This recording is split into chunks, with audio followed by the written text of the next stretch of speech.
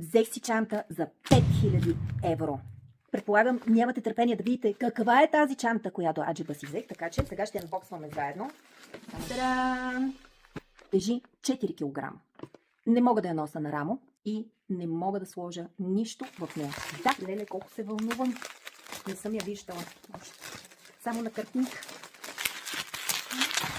Това е иновативна технологична чанта. В кутията има кутия.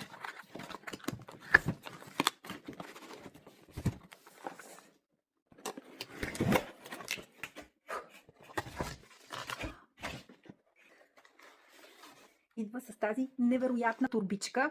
Готови ли сте? Та-да! Тази машина е брутална. С 4 терабайта.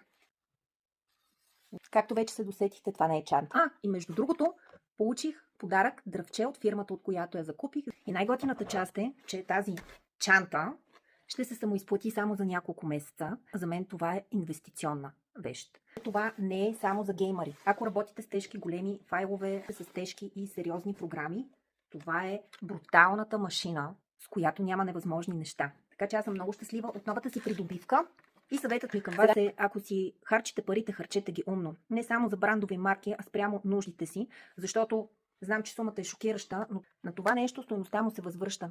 Докато има много други неща, които просто си харчите парите и няма никакъв смисъл. Сега ви оставям, отивам да инсталирам и да започнем да работя на пълни обороти. А междувременно можете да ми оставите в коментар какво мислите за новата ми придобивка, фенове ли сте на тази марка, работите ли на такъв компютър и всичко каквото се сетите.